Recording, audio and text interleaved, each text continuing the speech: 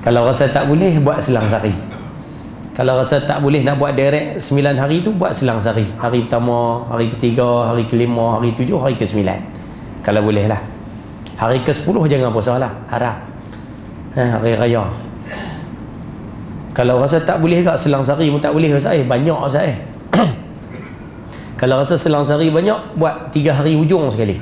3 hari yang hujung tu, hari ke-7, ke-8, ke-9 bulan Zulhijjah. No, 3 hari tak boleh Ustaz, banyak. Kalau rasa 3 hari pun banyak, buat sehari lah. Hari yang ke-9 lah, yang kita sebut sebagai Yaumul Arafah ataupun Yaumil Arafah.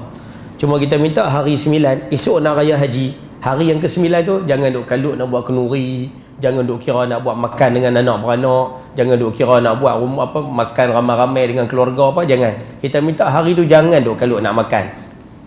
Hari tu puasa. Pasal baginda sebut berkaitan dengan puasa hari Arafah ni, yukaffiru sanatal madiyah wal baqiyah. Dosa puasa hari Arafah ni dia padam dosa setahun sebelum dengan setahun selepas. Setahun sebelum ni maksudnya dosa daripada raya haji tahun lepas sampai raya haji tahun ni semua Tuhan padam. Puasa sehari ya. Dan daripada raya haji tahun ni hak kita sambut esok tu sampai raya haji tahun depan pun Tuhan akan padam dosa tu siap-siap dah. Puasa sehari ya. Boleh tak no? Awak nampak gelisah tajuk tu. Oh, lupa nak tanya, malam ni ada bola Ada bola no? Ada bola, kita monti awal insya-Allah. Jangan takut lah. Kita raih penyokong Kedah kita raih insya-Allah. Insya-Allah no. Jadi boleh kau no puasa no insya-Allah no pakat-pakat buat. Malam hari kita minta pakat-pakat bangunlah. Buatlah qiyamul lail dekat mana larat. Nah, buat lepas isyak terus ke ada sebagainya, silakan. Yang penting hidupkan siang dan malam 10 hari pertama bulan Zulhijjah tu. Mudah-mudahan mukadimah tersebut ada kebaikan insya-Allah.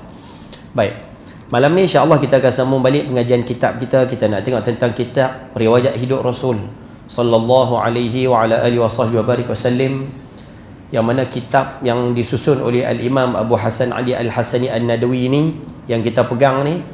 Kitab ini membicarakan berkaitan dengan perjalanan hidup seorang manusia yang sepatutnya berada dalam hati kita.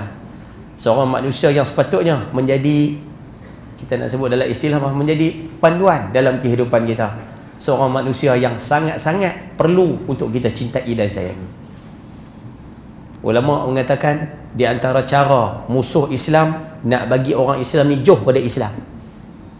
Di antara cara nak bagi cara musuh Islam nak buang ataupun nak bagi orang Islam ni jauh daripada ajaran Islam, mereka tidak menjauhkan orang Islam daripada Allah. Dah. Musuh Islam nak bagi orang Islam ni jauh pada ajaran Islam. Depa tak buat bagi kita ni jauh pada Allah. Dah. Tapi mereka buatkan orang Islam ni jauh daripada Nabi Islam, iaitu Nabi Muhammad sallallahu alaihi wasallam.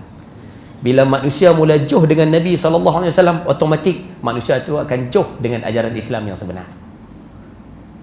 Sebab tu hari ni kita duk mengaji berkaitan dengan sirah Nabi SAW, kisah perjalanan hidup Nabi SAW. Mudah-mudahan bila kita kenal kehidupan Rasulullah, cara Rasulullah hidup ataupun cara baginda mengendalikan masalah dan sebagainya, mudah-mudahan Allah Subhanahu Wa Taala campakkan kita satu semangat untuk mempertahankan Islam yang dibawa oleh baginda insya-Allah.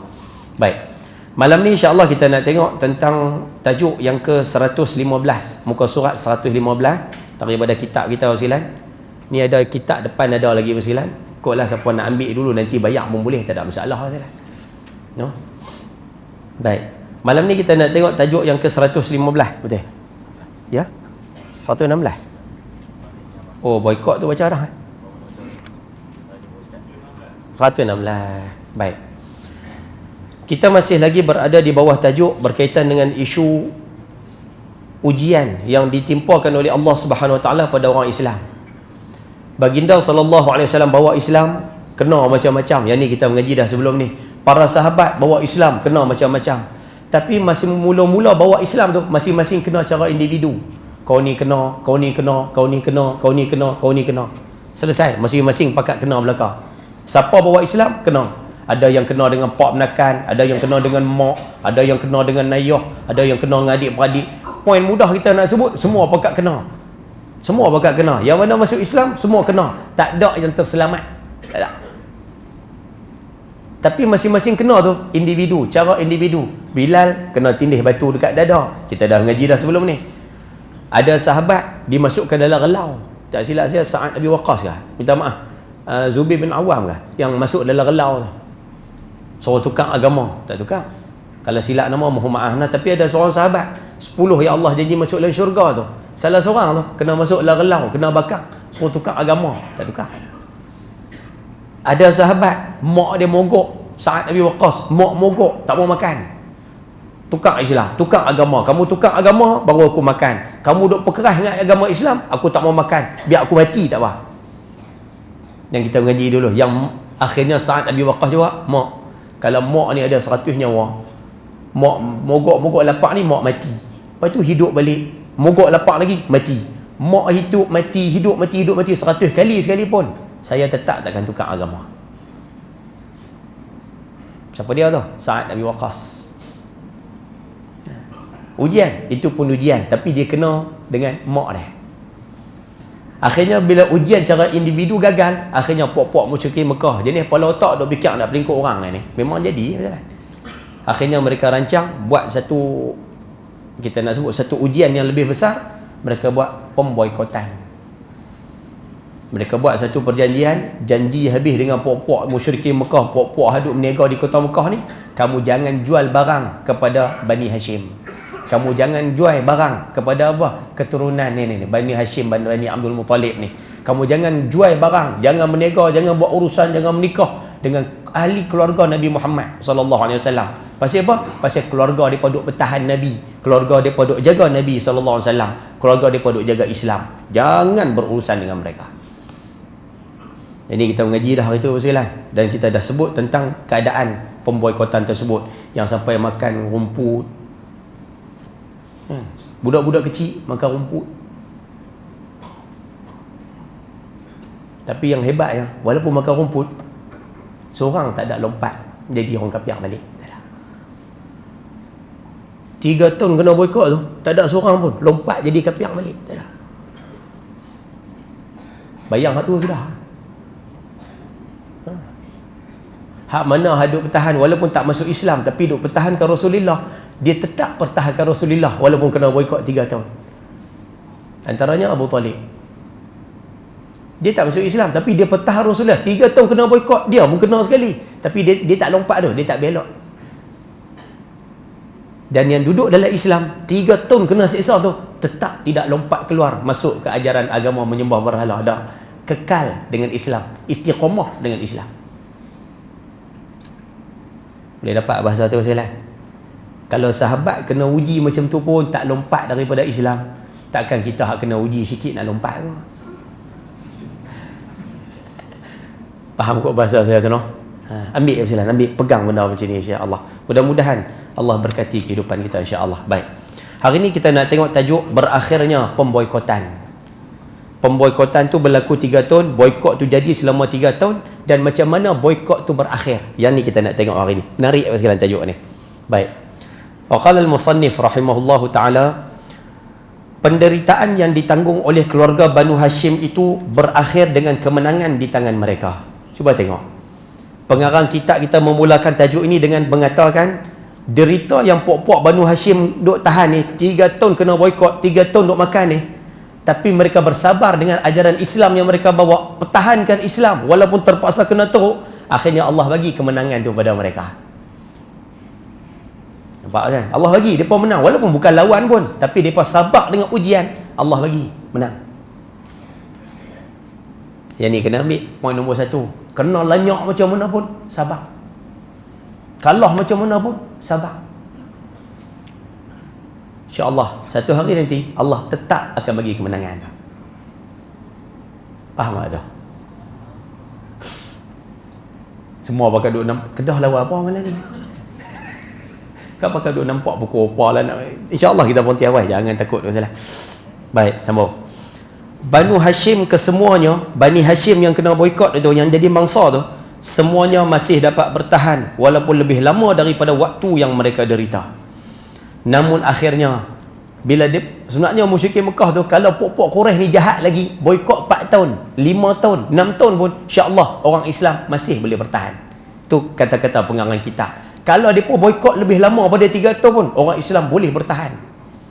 Tapi rupa-rupanya, cuba tengok apa jadi. Namun akhirnya kaum musyrikin Quraisy sendiri yang tidak tahan melihat penderitaan yang diderita oleh keluarga Nabi Muhammad sallallahu alaihi wasallam. Pemboikotan ini pasal apa? Takat 3 tahun saja Ustaz. Pasal apa? Macam mana boleh berakhir itu Ustaz? Rupa-rupanya bila orang Islam duk kena lanyok teruk, lanyok duk kena teruk tu, orang Islam semua bersabar. Rupanya bila sabar, Allah campak rasa kesian dalam hati musyrikin Mekah ada buat jahat. Daripada ramai-ramai musyrikin Mekah ada buat jahat tu, daripada ramai-ramai ada boikot tu, bukan semua jadi kepala masam dah. Ada hak jenis kepala masam, tapi ada juga hak jenis hati lembut. Tak boleh tengok nu kesian, duk tengok nu duk kena nu adik-beradik kita nu haduk kena kau orang lain tu, saudara mara kita tu hak kena kau orang lain tu, kaum keluarga kita Rupanya daripada puak musyrikin Mekah tu ada hak Allah campak rasa kesian. Macam tu kan? Faham tak bahasa tu Ustaz? Dan rupanya Abu Silan dia tu saya sebut banyak kali dah, sejarah ni dia berulang balik ya. Lah kita tengok kena lanyok, lah kita tengok pakai duk kena teruk. Orang Islam lah kena teruk. Tambah kalau jemaah Islam lagi kena teruk. Rupanya dalam keadaan duk kena teruk tu, berapa ramai lah ni Allah campak orang bukan Islam mula simpati dengan jemaah Islam. Ada apa Ustaz? Ada. Allah bagi tu kata hati ni milik mutlak, penguasaan Allah. Hati manusia berada di antara 2 jari Tuhan. Tuhan bukan ada jari, maksudnya hati manusia ni berada dalam kawalan sepenuhnya oleh Allah Subhanahu Wa Taala. Yuqallibullahu ma syaa. Allah boleh kalih bila Tuhan nak. Hak jahat nak jadi baik, hak kejam nak jadi elok, boleh anytime Tuhan boleh kalih. Sama macam musyrikin Mekah punya duk buat. Rupanya daripada hak duk buat tu ada juga yang Tuhan campak rasa kesian. Tengok adik-beradik duk kena siksa, Allah kesiannya.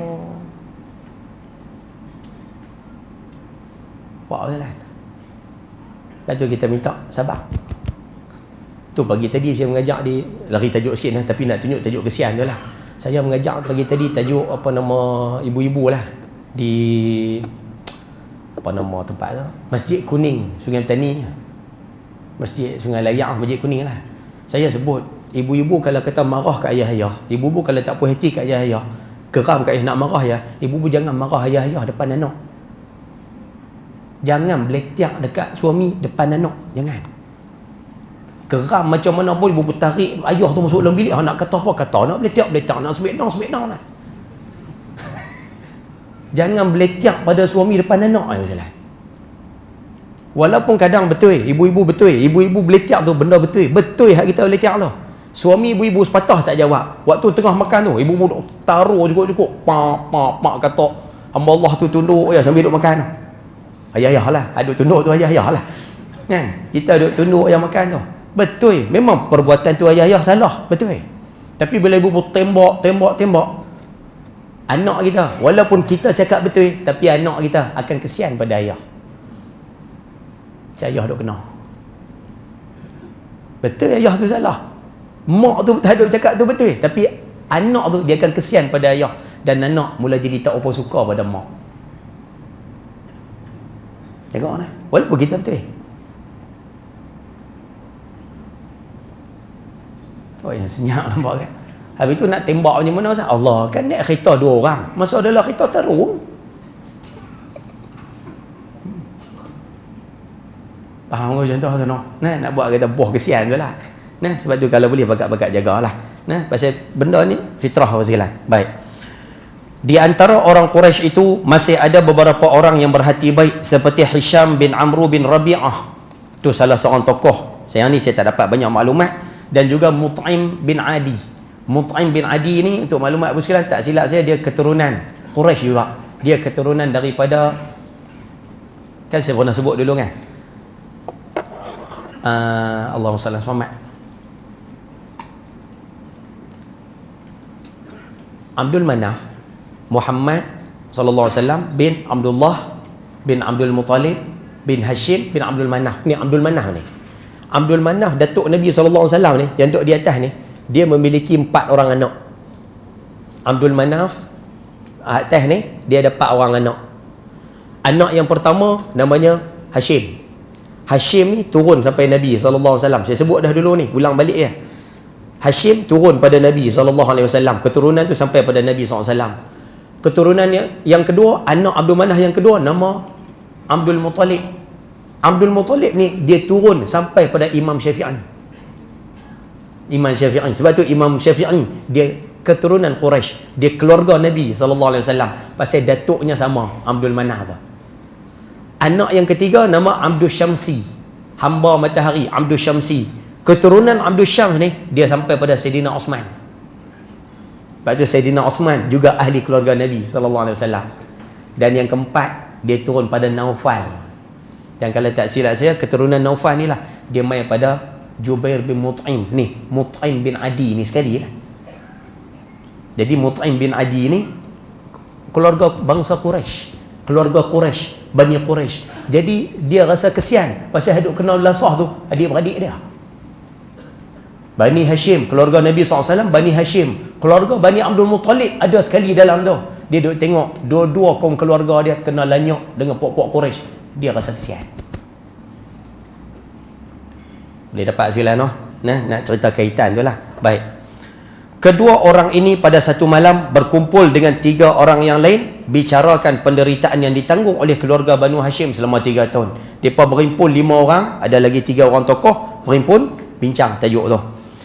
Kelima orang itu sepakat untuk merobek isi kandungan pemboikotan terhadap Banu Hashim yang terpancang di dinding Kaabah. Malam tu mereka mesyuarat, dia kata tak boleh jadi ni. Adik-beradik kita kena belasah teruk ni. Pok-pok ni tak ada hati perut langsung ni. Adik-beradik kita kena teruk. Lah ni kita buat macam ni. Kita masuk dalam Kaabah, kita koyak bang surat perjanjian tu. Surat perjanjian tu ada dalam Kaabah, duk gantung dalam Kaabah. Kita koyak bang surat perjanjian tu. Bila koyak, pemboikotan tu berakhirlah. Mereka sendiri rancang nak buat perkara tersebut. Keesokan harinya, bila mai esok, para pemuka bangsa Quraisy sedang berkumpul. Pok-pok Quraisy duk berhimpun ramai-ramai. Zuhair bin Abi Umayyah berdiri dan berkata, daripada 5 orang tu, orang nombor 3 nama dia Zuhair. Pok-pok Quraisy berhimpun pagi tu, dia cuih bangun, dia terus cakap dengan suara yang kuat. Dia mengatakan, hai Quraisy, apakah pantas kita makan makanan dan pakaian sedangkan keluarga Banu Hashim menderita kelaparan sampai mereka hampir binasa? Hai pok-pok Quraisy, kan? Kita ni gamak kah? Pantas tu kita transit lorak kita gamak. Gamak kah kita ni? Duk makan sedap, duk pakai elok apa semua. Padahal adik-beradik kita duk kena teruk tu. Rasulullah dan para sahabat yang kena boikot tu, mereka daripada kota Mekah tu kan, mereka pindah atas bukit. Pindah atas bukit. Nak pindah keluar daripada kota Mekah tak boleh. Pok-pok Quraisy sekat. Nak masuk dalam kota Mekah tak boleh juga. Tak ada siapa nak berurusan. Akhirnya para sahabat dengan Rasulullah ni duduk di satu bukit. Duduk kat situ 3 tahun. Ayah-ayah sendiri pernah pergi Mekah, boleh tengok bukit di Mekah kan ada apa kan. Kalau bukit mentajam, gagah kira agak, pokok berlembab. Tapi bukit kota Mekah kita semua kena batu kan ada apa. Nak makan apa? Nak beli daging di bawah tak boleh. Pok-pok Quraisy tak mau jual. Nak beli kambing apa tak boleh. Apa pun tak ada. Duduk atas bukit. Bukit pokok pun tak ada. Saya cerita gambaran tu bukan apa. Kita nak tengok. Buat tengok para sahabat tahan Islam macam mana orang lain. Lepas tu bandingkan kita pula. Para sahabat jaga Islam sampai tahap tu. 3 tahun tak makan. 3 tahun teruk tu. Tapi tahan. Bukan dekat orang dewasa. Budak kecil pun tahan.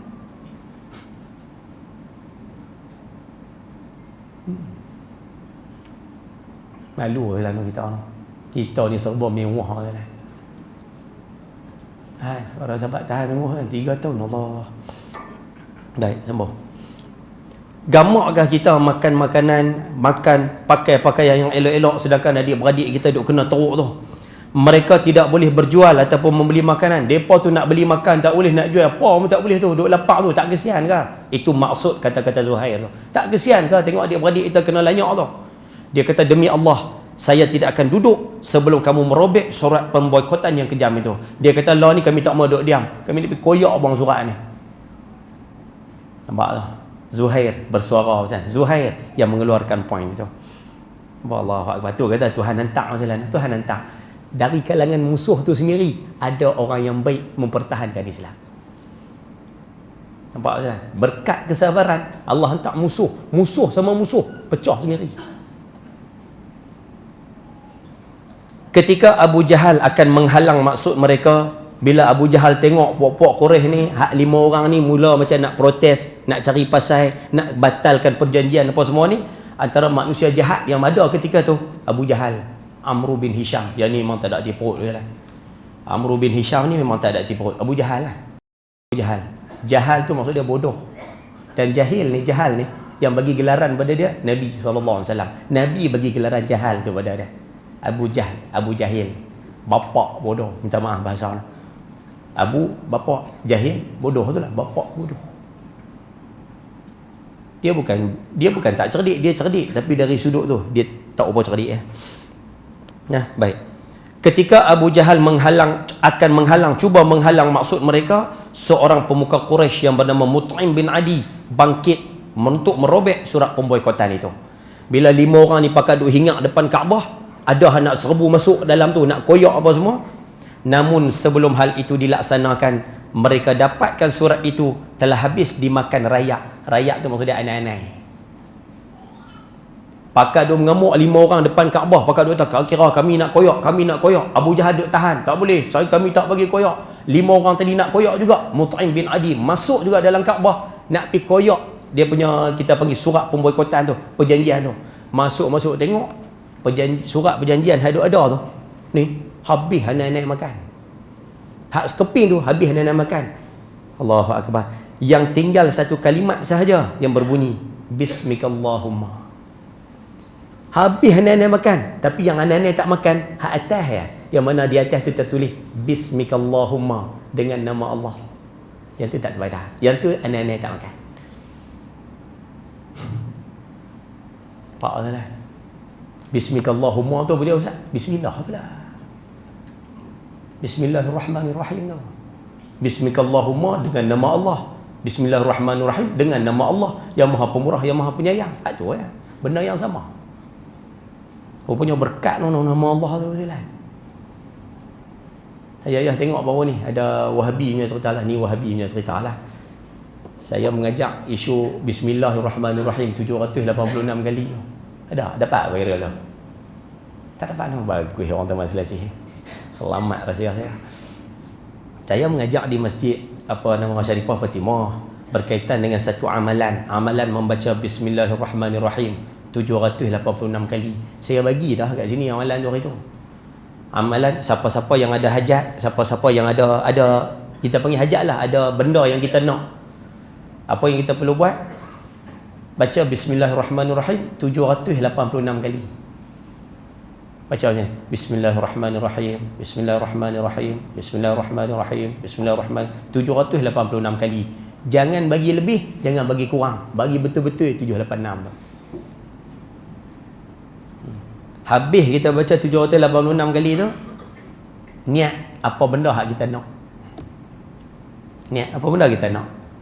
Ustaz, saya nak nikah lain. Niat. Contoh. Kan? Tak contohlah, ataupun niatlah apa benda hak kita niat. Habis kita niat, genggam tangan macam tu.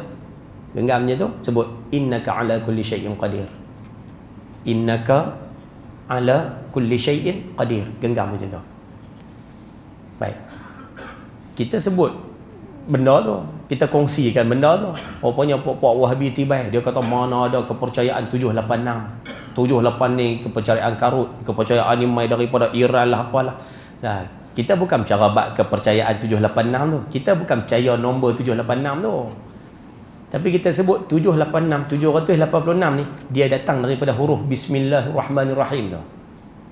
Siapa yang mengaji ilmu bahasa, dia akan mengaji ilmu setiap huruf dalam Arab ni, alif, ba, ta, sa sampai ya tu, setiap huruf tu ada angka dia tersendiri. Setiap huruf tu ada angka dia.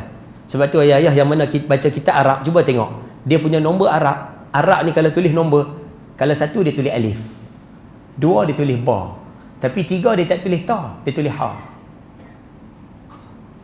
Main nombor 4 dia tulis dal. Patutnya alif ba ta sa, tapi tak. Alif ba ha dal. Pasal apa? Ha tu dalam ilmu bahasa, ha tu mewakili 3. Dal 4.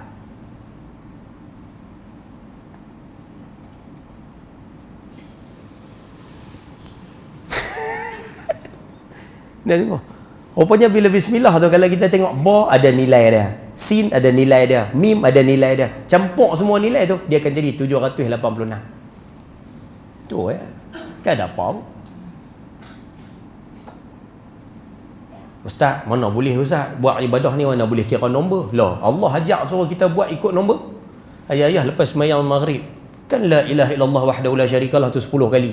Kalau boleh buat 10 kali, jangan kurang 1, jangan lebih 1, jangan buat betul-betul 10. Allahumma ajirna minan nar kan 7 kali. Buat 7 kali, jangan bagi lebih, jangan bagi kurang, jangan duk buat ikut dan ni. Allahumma ajirna minan nar, Allahumma ajirna minan nar. Duduk tibai 8 10 jangan. Nabi suruh buat 7.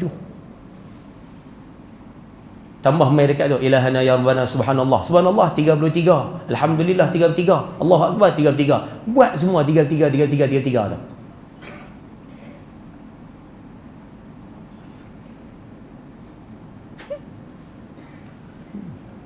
Pasal setiap benda yang ditetapkan pasti ada rahsia. Habis tu kalau Nabi suruh buat 33, mesti ada rahsia, mesti ada kebaikan. Pasal itu Nabi pesan 33. Boleh dapat zakat tu noh? Buat ya kita minta lepas ni. Insya-Allah mudah-mudahan ada kebaikan insya-Allah. Baik. Sambung. Nak berhenti awal pasal saya nak tengok bola kan. Baik. Jadi bila tinggal tulisan bismikallahumma, pada saat itu Nabi SAW telah memberitahukan kepada Abu Talib kejadian yang dilakukan oleh kaum musyrikin Quraisy. Allahu akbar. Catik kat tepi tu ni mukjizat Nabi SAW. Catik kat tepi tu. Rupanya waktu pok-pok Quraisy duk berkeli dekat Kaabah tu, Nabi SAW duk habaq dah dekat Abu Talib dekat atas bukit tu. Waktu pok-pok ni duk berkeli, Nabi duk habaq dah dekat Abu Talib tu. Pok-pok Quraisy duk berkeli tu. Perjanjian yang ada dalam Kaabah tu habis semua dibakar naik-naik. Yang tinggal nama bismillahirrahmanirrahim. Nabi duk cerita dah kat Abu Talib waktu pok-pok Quraisy duk berkeli. Itu satu mukjizat yang Allah bagi pada Nabi sallallahu alaihi wa ala alihi wasallam. Selesai.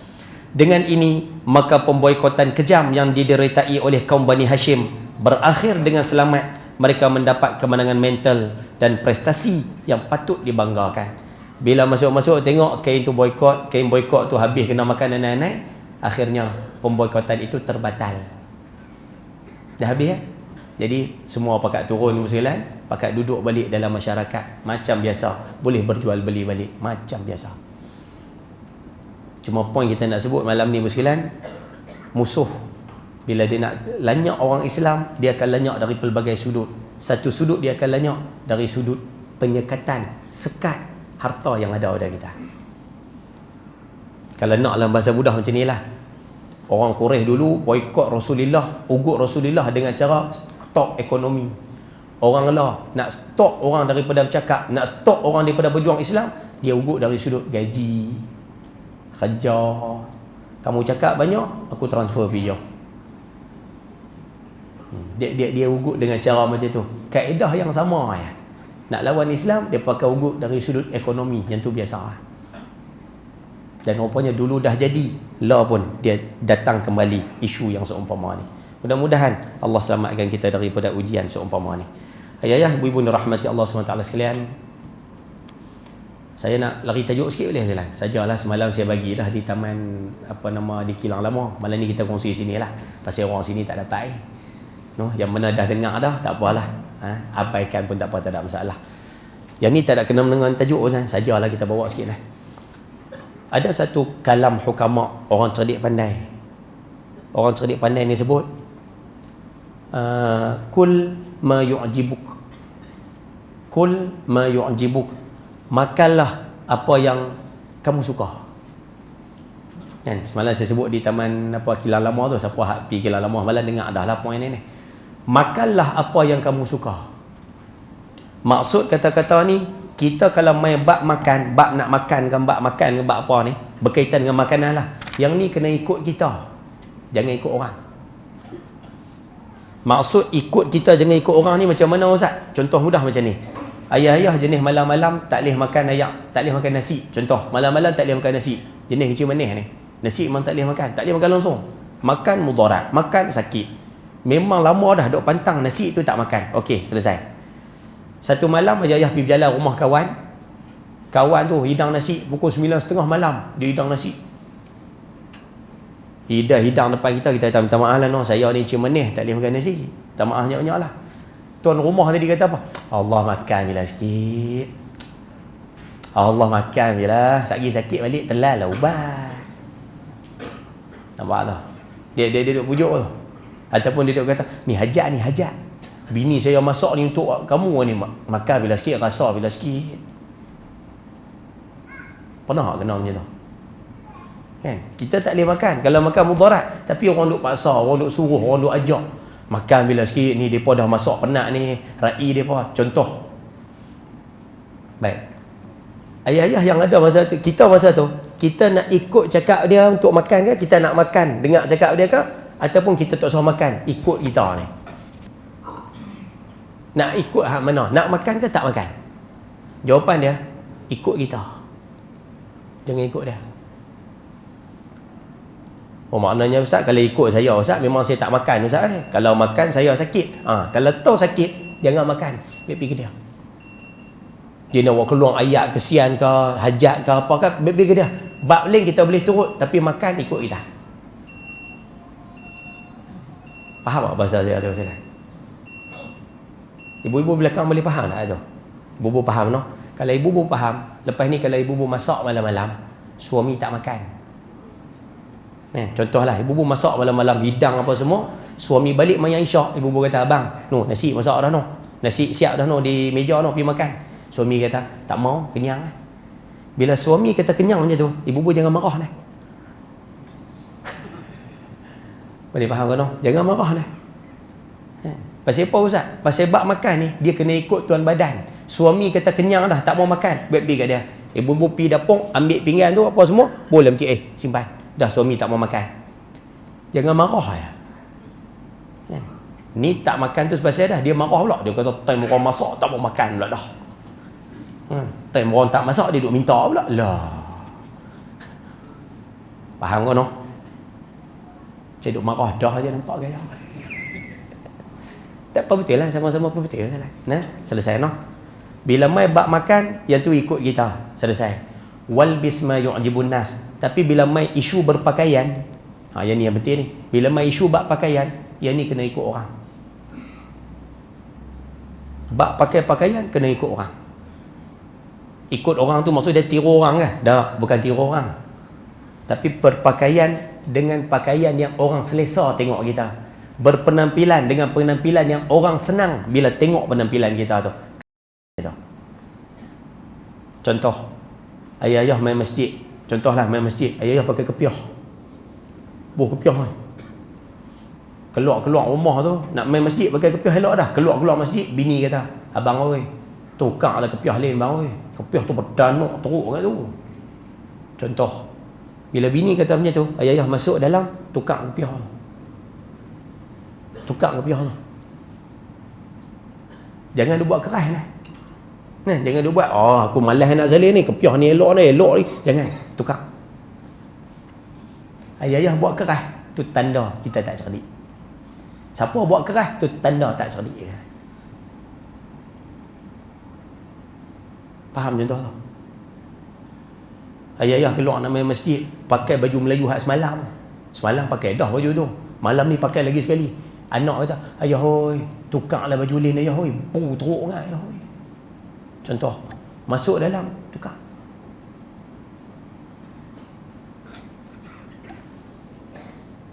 Faham kan saya buat macam tu? Tak, sungguh kan no? Tak, minta maaf no, mungkin benda ni kita tak apa nak berkenan. Tapi sama lah, saya pun mengaji kena tak? Sama lah.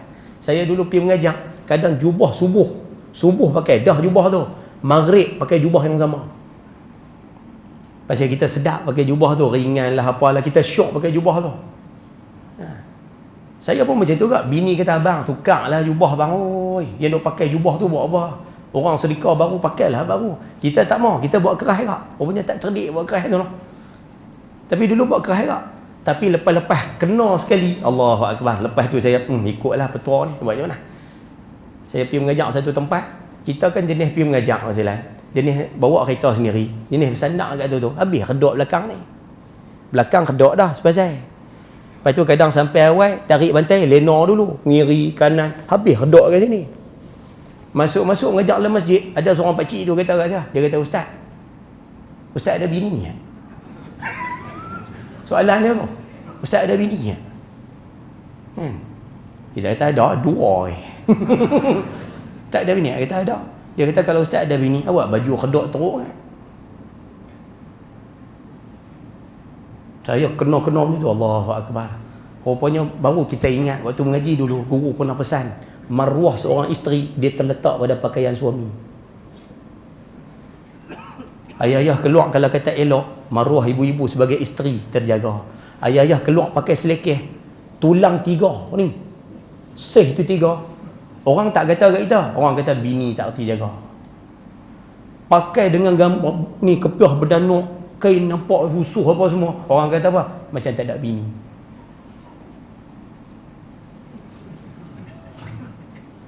Sungguh kan? Sebab tu kita minta bakat-bakat jagalah. Nah, kalau nak kalam ni kita boleh bagi no. Ni di antaranya maruah orang perempuan berada pada pakaian suami. Maruah isteri antaranya berada pada pakaian suami. Selesai. Tapi ibu-ibu kena ingat nah, maruah ibu-ibu ada pada pakaian suami. Selesai. Boleh no? Tapi maruah suami ada di rumah ibu-ibu. Kehormatan suami ada pada rumah ibu-ibu. Sebab itu ibu-ibu kalau duduk di rumah, kemaslah sikit rumah tu. Ni siapa nak suruh kaki pun tak boleh. Tunggu, bila orang main rumah, Allah, masa tu maruah suami nak elok, nak tercalar waktu orang main rumah tu. Orang main rumah, masuk-masuk dalam rumah, tu dia baju duk sangkut kat kerusi, atas meja makan tu selungguk dengan seluar semalam ada, kasut ada bawah meja. Sat lagi pi dekat sofa dengan surat khabang ada tu, baju dalam duk selit bawah tu lagi kot. Cawan tepi TV pun ada. Lantai tu dengan tak sapu kertas hujung tu, tik cicak hujung ni, sawang hujung ni. Ibu-ibu kalau orang main rumah, dalam keadaan rumah kita macam tu, maruah suami pasti tercalar.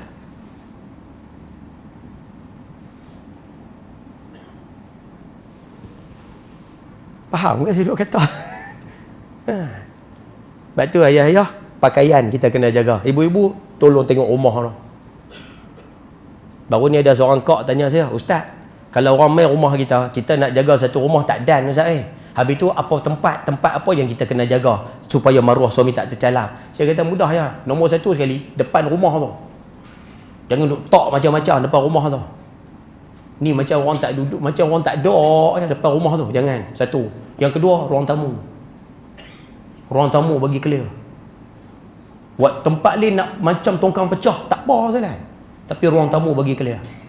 Yang ketiga, bilik ayak. Pasal orang main rumah kita, bilik ayak tu orang nak pergi. Kalau bilik ayak tu duduk dalam bilik Ustaz, bilik master bed apa? Master bedroom kan apa panggil. Kalau kita bilik depan tu ada bilik ayak, jadi ruang tamu, bilik utama dan bilik ayak tu. 3 tempat tu kena bagi clear. Termasuk satu lagi, luar rumah tu kena bagi clear. Dapur tak ada kisah. Terupah tongkang pecah pun tak apa. Pasal orang tak masuk di dapur.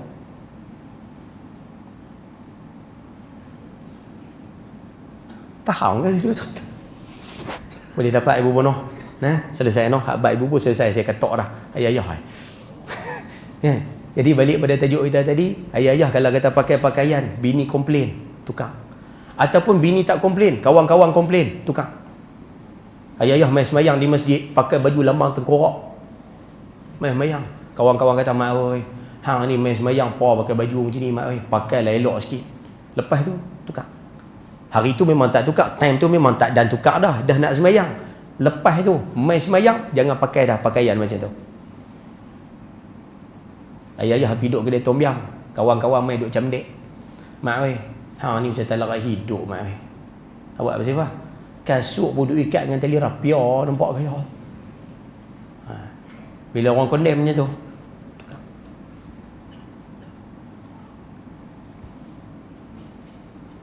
faham kan? Lain insya-Allah, mudah-mudahan ambil manfaat. Makan ikut kita, berpakaian yakni ikut orang. Baik, selesai. Sikit lagi bersilan, kita habis satu tajuk je boleh ke no? Lah nak berhenti dah kah? Bola start go apa? 9. Bola start go 9 kan?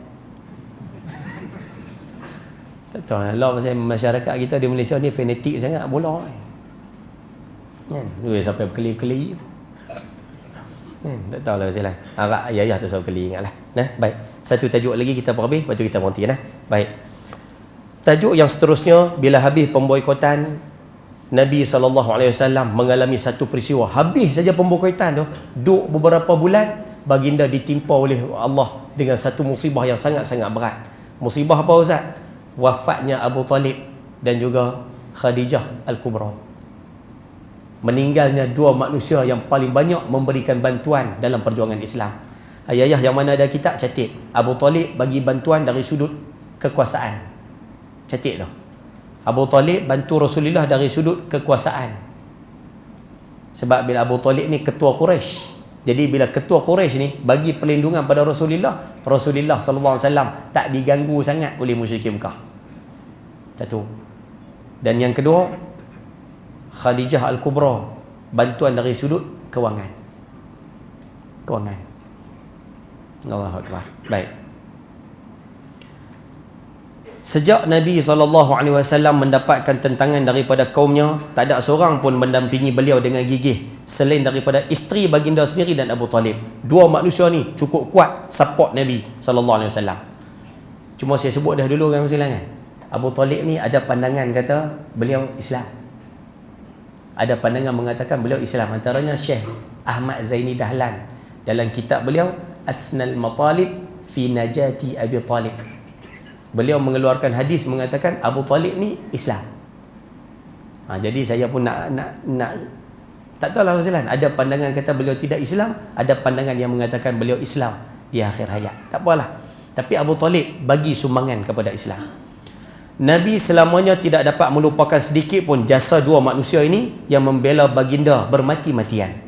Selama Abu Talib masih hidup, tak ada seorang pun berani ganggu Nabi SAW secara terang-terangan. Yang ni kita semua tahu belakang dah. Kerana mereka segan dengan Abu Talib. Abu Talib senior. Abu Talib waktu dia masih hidup, dia ketua kepada Quraisy. Abu Jahal bawah dia, Abu Sufyan bawah dia, Allahumma salli alaihi Muhammad. Adik dia apa nama? Abu Lahab bawah dia. Itu semua bawah dia kata. Abu Jahal bawah dia. Abu Jahal, Abu Lahab, Abu Sufyan, Al-Walid bin Mughirah, semua berada di bawah Abu Talib. Habis tu bila Abu Talib mati, Ustaz, siapa yang naik jawatan Abu Talib tu? Abu Lahab. Abu Lahab. Sebab tu bila Abu Lahab naik, Abu Sufyan naik tocang, Abu Jahal naik tocang. Semua pakai naik tocang. Pasal ketua Abu Lahab. Ketua jenis lena ni. Kan? Anak buah naik tocang langsung. Baik. Demikian juga Khadijah sangat besar peranannya bela Nabi SAW selama baginda diutuskan jadi Rasul. Yang duk support Rasulullah, isteri Rasulullah sendiri, Khadijah. Sebab tu kalau siapa duk cakap Nabi kahwin dengan Khadijah pasal reta, jawab kat dia, silap. Siapa yang duk cakap tengok Nabi kahwin dengan Khadijah pasal Khadijah tu janda kaya, baginda SAW kahwin dengan Siti Khadijah pasal Khadijah tu ada harta, Nabi kahwin sebab reta ya, habaq kat dia, silap. Pasal apa silap? Kalau betul Nabi kahwin sebab harta, patutnya lepas kahwin Nabi kaya. Kalau kahwin nak harta, patutnya lepas kahwin Nabi kaya. Tapi hakikatnya dah, lepas kahwin baginda masih lagi macam biasa, bahkan harta Khadijah pun habis untuk Islam. Itu bukti Nabi bukan kahwin sebab harta. Baik. Khadijah telah mengorbankan semua harta untuk keperluan Nabi dan juga dakwah Islam. Allahu Akbar. Sehingga Nabi selama kedua insan ni masih hidup senantiasa merasakan ada orang yang mahu mendampinginya. Waktu dua ni masih ada, baginda bersemangat untuk menyebarkan dakwah. Sebab tu ibu-ibu di belakang, ayah-ayah, ibu-ibu ada suami yang berjuang Islam, ibu-ibu support. Ayah-ayah yang ada di sini, ada isteri kita duk buat kerja Islam, nak memenangkan Islam, support. Jangan jantai kat belakang. Jangan duk berjatuh semangat, jangan. Suami balik mesyuarat pukul 1, kira balik pukul 1 setiap malam. Duk kira mesyuarat dia, kita jangan. Boleh salah. Masya-Allah tak. Bila dia pun support macam tu, kita semangat. Semangat. Ni jangkaan pilihan raya bulan 3 tahun depan. Ayah-ayah yang ada di sini, lah kalau boleh pakat bagi semangat kat kawan-kawan, suruh daftar, pakat jadi pengundi belakang.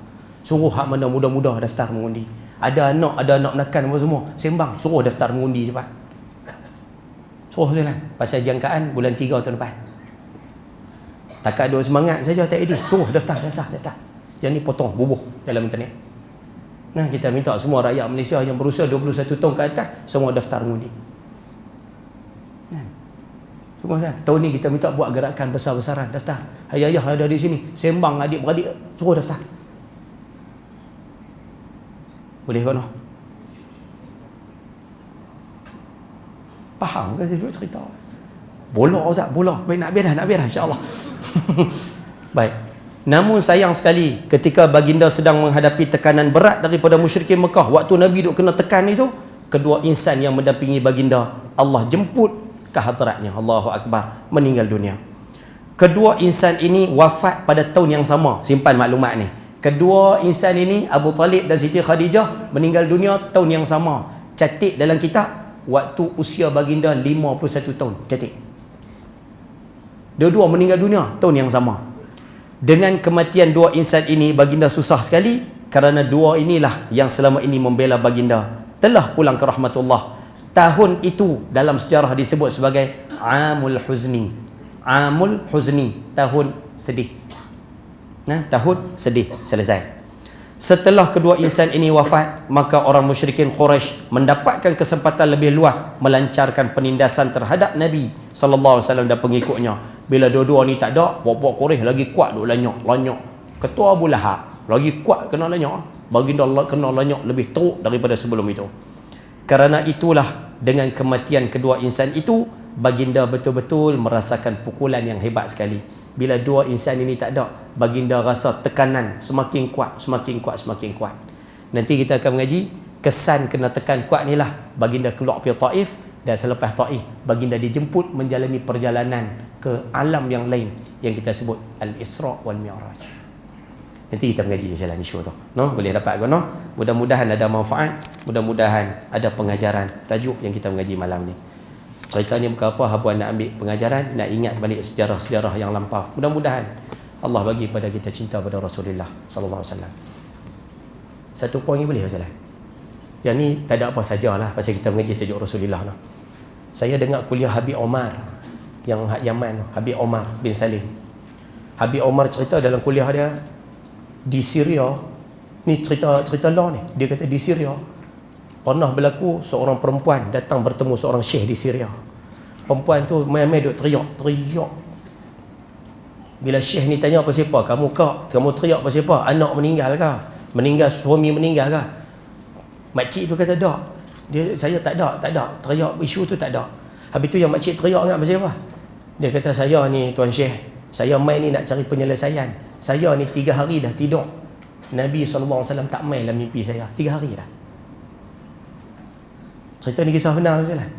Makcik tu mai jumpa seorang tok guru, dia luahkan masalah dia. Dia kata dia ni 3 hari dah tidur, Nabi SAW tak main dalam mimpi dia 3 hari dah. Rupanya ingatkan duk teriak tu pasal anak meninggal ke apa dah. Rupanya dia tak, Nabi SAW tak main dalam mimpi dia 3 hari. Syekh tu tanya makcik tu, makcik, kamu ni mimpi jumpa Rasulullah setiap malam ke makcik? Makcik tu kata, ya, setiap malam saya mimpi jumpa Rasulullah. Allahu Akbar. Saya dengar tu jam terus. Saya ni setiap malam mimpi jumpa Rasulullah. Tapi 3 malam ni Rasulullah tak main. Saya main nak tanyalah apa dosa saya buat, apa silap saya ni.